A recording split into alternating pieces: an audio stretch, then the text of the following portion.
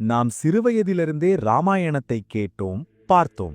ஆனால் நமக்கு தெரிந்தது வெறும் ராமர் காட்டிற்குச் சென்றது, சீதையை ராவணன் கடத்திச் சென்றது, அனுமன் இலங்கைக்குச் சென்றது மட்டுமே.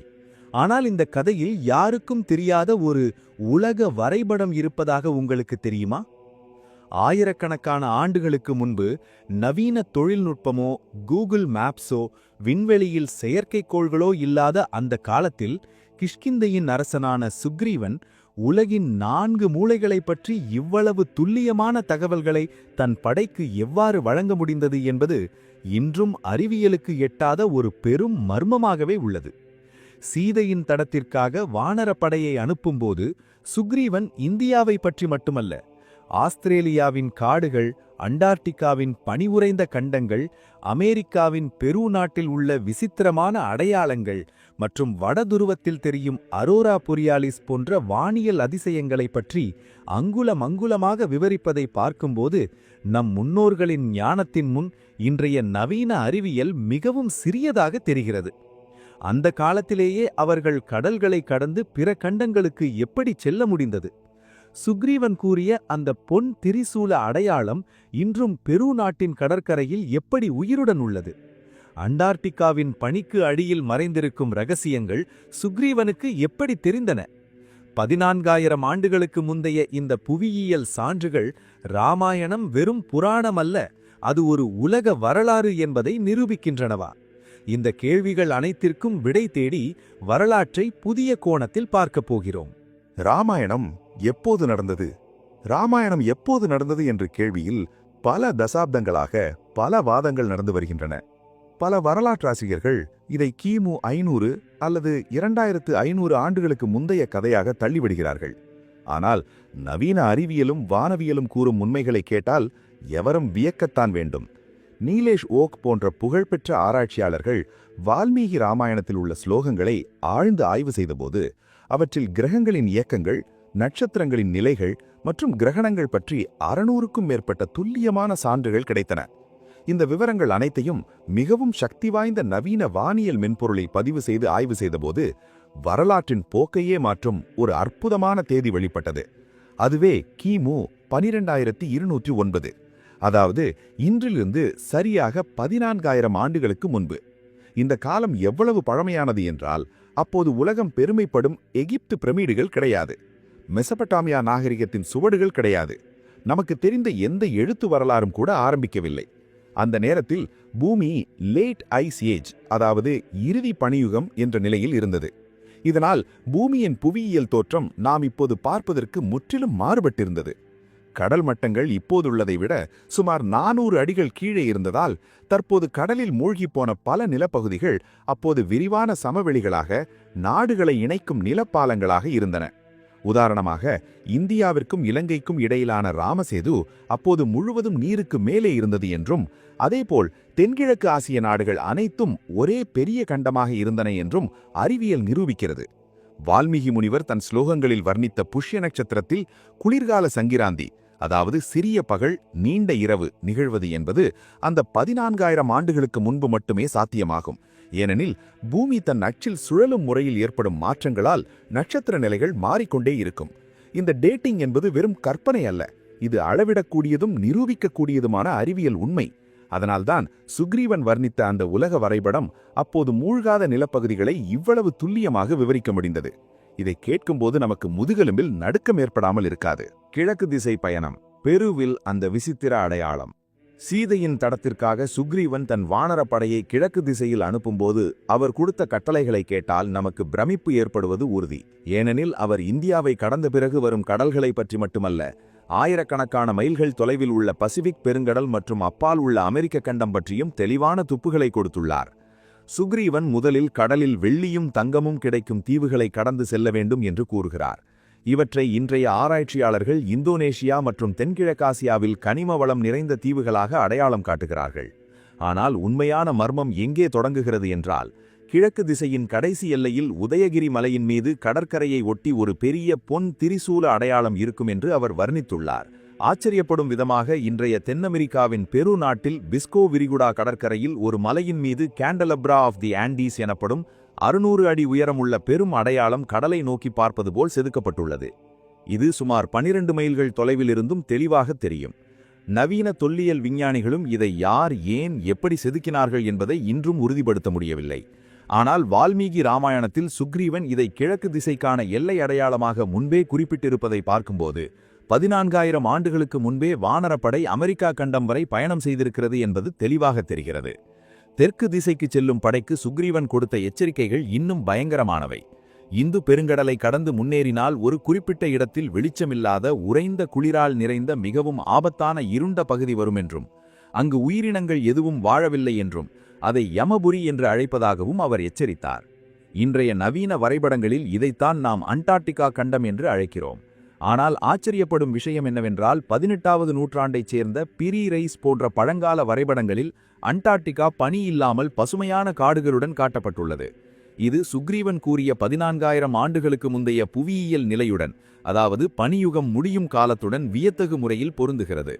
பூமியின் தென்துருவத்தில் இருக்கும் அந்த பயங்கரமான காலநிலையையும் மனிதர்கள் செல்ல முடியாத அந்த உறைந்த பனி சாம்ராஜ்யத்தையும் சுக்ரீவன் இவ்வளவு தெளிவாக விவரித்திருக்கிறார் என்றால், ராமாயண காலத்தின் ஞானமும் சாகசங்களும் நாம் கற்பனை செய்ததை விட எத்தனையோ மடங்கு உயர்ந்தவை என்பதும், இது வெறும் கதையல்ல, நம் அற்புதமான வரலாற்றுக்கு உயிருள்ள சாட்சி என்பதும் புரிகிறது. மேற்கு திசை பயணமும் ஐரோப்பாவும். மேற்கு திசைக்குச் செல்லும் வானரப்படைக்கு சுக்ரீவன் வகுத்த வழி இந்தியாவின் எல்லைகளுடன் நின்றுவிடவில்லை. அது அரேபிய பாலைவனங்களை கடந்து ஐரோப்பாவின் பனிமலைகள் வரை நீண்டது என்ற விஷயத்தை கேட்டால் நமக்கு ஆச்சரியம் ஏற்படாமல் இருக்காது.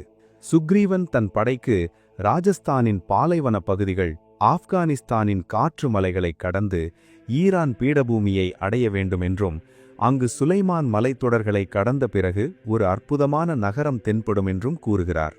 அதையே அவர் பிராக் ஜோதிஷபுர என்று அழைத்தார்.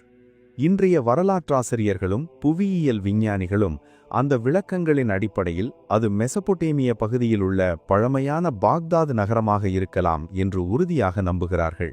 இந்த பயணம் அங்கு மட்டும் நிற்கவில்லை. மேற்கு திசையில் சூரியன் மறையும் கடற்கரையை அடையும் போது அங்கு அஸ்தகிரி என்ற ஒரு பெரிய மலையை காணலாம் என்றும், அந்த மலையின் மீது 10 தலைகள் கொண்ட பனைமர வடிவில் ஒரு பெரிய பொன் சின்னம் இருக்கும் என்றும் மிக தெளிவாக வர்ணித்துள்ளார். இந்த வர்ணனையை தற்போதைய உலக வரைபடத்துடனும் பழங்கால அடையாளங்களுடனும் ஒப்பிட்டு பார்க்கும்போது அது ஐரோப்பாவின் ஆல்ப்ஸ் மலைத்தொடர்களையோ அல்லது ஸ்பெயின், போர்ச்சுகல் கடற்கரைகளில் உள்ள பழங்கால புவியியல் அடையாளங்களையோ சுட்டிக்காட்டுவதாக தெரிகிறது. சரியாக பெருவில் உள்ள திரிசூல அடையாளம் போலவே இதுவும் மேற்கு திசைக்கான வழிகாட்டும் குறியாக இருந்திருக்கலாம். 14,000 ஆண்டுகளுக்கு முன்பே வானரப்படை மத்திய கிழக்கின் ஈரான், ஈராக், துருக்கி நாடுகளை கடந்து ஐரோப்பா கண்டத்தின் விளிம்பு வரை சென்றிருக்கிறது என்றால், அந்த காலத்திலேயே ஒரு சர்வதேச அளவிலான போக்குவரத்து முறையும் பல்வேறு கண்டங்களுக்கிடையிலான உறவுகளும் எவ்வளவு வலுவாக இருந்திருக்கும் என்பதை நாம் கற்பனை செய்து பார்க்கலாம். சுக்ரீவனுக்கு அந்த மலைகளின் மீதுள்ள சிறு சிறு அடையாளங்கள் பற்றியும் இவ்வளவு துல்லியமாக தெரியும் என்றால், அவர் கிஷ்கிந்தையின் அரசன் மட்டுமல்ல, உலகம் முழுவதையும் சுற்றி வந்த ஒரு பெரும் பயணியும் வியூக கலைஞருமாக இருந்தார் என்பது புரிகிறது. இந்த விவரங்கள் அனைத்தும் வால்மீகி ராமாயணத்தின் கிஷ்கிந்தா காண்டத்தில் ஸ்லோகங்களாக பதிவாகியிருப்பது நம் சனாதன தர்மத்தின் மகத்துவத்திற்கு ஒப்புயர்வற்ற சான்றாகும். வடதிசை பயணம், வடதுருவத்தின் வான அதிசயம். வடதிசையில் சீதையை தேடிச் செல்லும் வானரப்படைக்கு சுக்ரீவன் கூறிய விவரங்களை கேட்கும்போது நமக்கு தெரிந்த வரலாறு உண்மையா அல்லது நம் முன்னோர்களிடம் அதைவிட பெரிய அறிவியல் இருந்ததா என்ற ஐயம் எழாமல் இருக்காது. ஏனெனில் அவர் இமயமலை மற்றும் புனித கைலாச மலைகளை பற்றி மட்டுமல்ல, பூமியின் கடைசி எல்லையான வடதுருவத்தை பற்றி மிக துல்லியமான தகவல்களை கொடுத்துள்ளார். இமயமலையை கடந்த பிறகு குருமலைகள், பின்னர் வடகுரு தேசம் வரும் என்றும் அங்கு மனித நடமாட்டம் இருக்காது என்றும் விளக்கிய அவர் ஒரு குறிப்பிட்ட இடத்தில் வானத்தை பற்றி கூறிய வர்ணனை அற்புதமானது. அங்கு சூரியனோ சந்திரனோ இல்லாவிட்டாலும் வானம் முழுவதும் விசித்திரமான வண்ண வண்ண ஒளிகளுடன் மின்னுவதாக அவர் குறிப்பிட்டுள்ளார். நவீன விஞ்ஞானம் இதை அரோரா பொரியாலிஸ் அல்லது வடமுனை ஒளி என்று அழைக்கிறது. இவை வடதுருவத்திற்கு அருகிலுள்ள ஆர்க்டிக் பகுதியில் மட்டுமே தெரியும். அப்படியென்றால் 14,000 ஆண்டுகளுக்கு முன்பு சுக்ரீவனுக்கு அந்த ஒளிகள் பற்றி எப்படி தெரிந்தது என்பது புரியாத புதிராகவே உள்ளது. அதோடு நிற்காமல் அப்பகுதியில் சூரியன் வழக்கம்போல் உதிப்பதில்லை, மறைவதில்லை, பகல் இரவு என்ற வித்தியாசமின்றி சூரியன் ஒரே இடத்தில் வானத்தில் சுற்றுவதாக தெரியும் என்றும் சுக்ரீவன் வர்ணித்துள்ளார். இதைத்தான் நாம் இன்று மிட்நைட் சன் அல்லது 6 மாத பகல் என்று அழைக்கிறோம். இந்த வர்ணனைகளை இன்றைய லேட் ஐஸ் ஏஜ் வரைபடங்களுடனும் அக்கால பனியாற்று வரைபடங்களுடனும் ஒப்பிட்டு பார்க்கும்போது சுக்ரீவன் கூறிய அந்த எல்லைக்கோடு சரியாக துருவ பனிப்படலங்கள் எங்கு தொடங்குகின்றனவோ அங்கு பொருந்துவதை காணலாம். அதாவது ஆர்க்டிக் பெருங்கடலின் விளிம்பு வரை வானரப்படை பயணம் செய்திருக்கிறது என்பது தெளிவாகிறது. அந்த உறைந்த குளிரிலும் பிராணவாயு குறைவாகவும் உள்ள அந்த பகுதிகளில் சூரியனின் விசித்திரமான நடத்தையையும் வானில் மின்னும் அந்த வினோத ஒளிகளையும் இவ்வளவு விரிவாக ஒருவர் விவரிக்கிறார் என்றால் அதை வெறும் கற்பனை என்று ஒதுக்கித் தள்ளுவது அறிவீனமாகும். மாறாக நம் சனாதன தர்மத்தின் நூல்கள் ஆயிரக்கணக்கான ஆண்டுகளுக்கு முந்தைய புவியியல் ஞானத்திற்கும் மனித சாகசங்களுக்கும் கண்ணாடி போன்றவை என்பதை இந்த சான்றுகள் உறுதியாக எடுத்துரைக்கின்றன. சுக்ரீவனுக்கு இவை அனைத்தும் எப்படி தெரியும்? சுக்ரீவன் விவரித்த இந்த அற்புதமான உலக வரைபடத்தை கேட்ட பிறகு சாக்ஷாத் ஸ்ரீராமச்சந்திரரே ஆச்சரியப்பட்டு, சுக்ரீவா, உனக்கு உண்மையில் இந்த உலகத்தின் 4 மூலைகளைப் பற்றியும் பிற கண்டங்களைப் பற்றியும் இவ்வளவு துல்லியமான தகவல் எப்படி தெரியும் என்று கேட்கிறார். அதற்கு சுக்ரீவன் கொடுக்கும் பதிலை கேட்டு நாம் வியந்து போக வேண்டும். ஓ ராமா, நான் கேள்விப்பட்டதை மட்டும் சொல்லவில்லை. சீதையை தேடிக்கொண்டு இந்த பூமண்டலம் முழுவதையும் நானே சுயமாகச் சுற்றி வந்தேன். என் கண்களால் கண்ட உண்மையை மட்டுமே விவரிக்கிறேன் என்று கூறுகிறார். இந்த ஒரு வார்த்தை நம் வரலாற்றை முழுவதுமாக மாற்றி எழுதுகிறது. ஏனெனில் கொலம்பஸ் அமெரிக்காவை கண்டுபிடிப்பதற்கு முன்பே, டோலமி உலக வரைபடத்தை வரைவதற்கு முன்பே, ஆயிரக்கணக்கான ஆண்டுகளுக்கு முன்பே பூமி ஒரு மண்டலம் என்பதும் அது எல்லையற்ற விண்வெளியில் ஒரு வட்டம் போல் இருப்பதும் வானர அரசனுக்கு தெரியும். இதிலிருந்து நமக்கு புரியும் மிக முக்கியமான விஷயம் என்னவென்றால், ராமாயணம் என்பது அயோத்திக்கோ அல்லது இந்தியாவிற்கோ மட்டும் மட்டுப்படுத்தப்பட்ட கதையல்ல. இது ஒரு உலக வரலாறு. அந்த காலத்திலேயே பூமியிலுள்ள அனைத்து கண்டங்களுக்கும் இடையே தொடர்ச்சியான பயணங்கள் நடைபெற்றன. இன்றைய நவீன வரைபடங்கள் அண்டார்டிகாவை 200 ஆண்டுகளுக்கு முன்புதான் அடையாளம் காண முடிந்திருந்தால், சுக்ரீவன் 14,000 ஆண்டுகளுக்கு முன்பே அங்கு பனிக்கு அடியில் என்ன இருக்கிறது என்று சொல்ல முடிந்திருக்கிறார் என்றால், நம் முன்னோர்களிடம் இப்போதுள்ள செயற்கைக்கோள் தொழில்நுட்பத்தை விட ஆழமான புவியியல் ஞானம் இருந்திருக்கிறது என்பது தெளிவாகிறது. இது ஒரு பழமையான உலக நாகரிகத்தின் நினைவு. இது காலப்போக்கில் ஸ்லோகங்களின் வடிவில் மட்டுமே நமக்கு மிச்சமாகியுள்ளது. ஆனால் அதில் உள்ள ஒவ்வொரு சொல்லும் ஒரு அறிவியல் ஆதாரத்தை கொண்டுள்ளது. நாம் இதுவரை ராமாயணத்தை ஒரு பிராந்திய கதையாக மட்டுமே கருதி தவறு செய்துவிட்டோம். உண்மையில் அது உலகம் முழுவதையும் தன்னுள் அடக்கிய ஒரு அற்புதமான வரலாற்று ஞான பொக்கிஷமாகும். 14,000 ஆண்டுகளுக்கு முந்தைய அந்த அடையாளங்கள், அந்த விசித்திரமான ஒளிகள், அந்த மலைகளின் வர்ணனைகளை பார்க்கும்போது நம் சனாதன தர்மம் எவ்வளவு உயர்ந்த உலக ஞானத்தை கொண்டுள்ளது என்பதை உணர்ந்து நமக்கு பெருமிதம் ஏற்படுகிறது. இந்த உண்மையை நாம் வெறும் கதையாக பார்க்காமல் நம் வரலாற்றில் உள்ள பெரும் அத்தியாயமாக அங்கீகரிக்க வேண்டிய நேரம் வந்துவிட்டது. முடிவுரை: நாம் இதுவரை ராமாயணத்தை வெறும் பக்தி கதையாகவோ அல்லது ராமரின் வெற்றி கதையாகவோ பார்த்தோம். ஆனால் அதன் பின்னால் இவ்வளவு அற்புதமான அறிவியலும் மிக துல்லியமான புவியியலும் உலகமே வியக்கும் புவியியல் ரகசியங்களும் இருந்தன என்பதை தெரிந்து கொள்ளும்போது நம்ப முடியாமல் இருக்கிறதல்லவா? ஆயிரக்கணக்கான ஆண்டுகளுக்கு முன்பு நவீன கருவிகள் இல்லாத காலத்திலேயே நம் முன்னோர்கள் உலக கண்டங்களின் எல்லைகளை அங்குலமங்குலமாக வர்ணித்திருக்கிறார்கள் என்றால் அவர்கள் எவ்வளவு ஞானிகள் என்றும் அவர்களின் அறிவு எவ்வளவு உயர்ந்தது என்றும் சொல்ல சுக்ரீவன் விவரித்த இந்த உலக வரைபடம் ஒரு சிறு உதாரணம் மட்டுமே. நாம் காலப்போக்கில் நம் உண்மையான வரலாற்றையும் நம் முன்னோர்களின் மகத்துவத்தையும் மறந்திருக்கலாம். ஆனால் வால்மீகி எழுதிய அந்த புனித ஸ்லோகங்களின் வடிவில் உண்மை இன்றும் உயிருள்ளதாக உள்ளது. நவீன விஞ்ஞானிகளுக்கு சவால்களை வீசிக்கொண்டும் உள்ளது.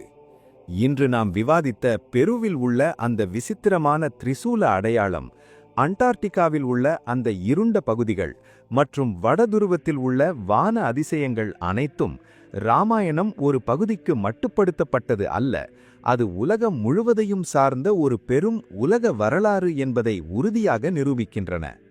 உங்களுக்கு என்ன தோன்றுகிறது? பெரு நாட்டின் கடற்கரைகளில் உள்ள அந்த பெரும் கேண்டலை அடையாளமும் சுக்ரீவன் தன் படைக்குச் சொன்ன அந்த பொன் திரிசூல அடையாளமும் ஒன்றே என்று நீங்கள் நம்புகிறீர்களா? நம் புராணங்களில் மறைந்துள்ள இதுபோன்ற மேலும் பல அறிவியல் ரகசியங்களைப் பற்றி நீங்கள் என்ன நினைக்கிறீர்கள் என்பதை கீழே கமெண்ட் செக்ஷனில் தெரிவிக்கவும்.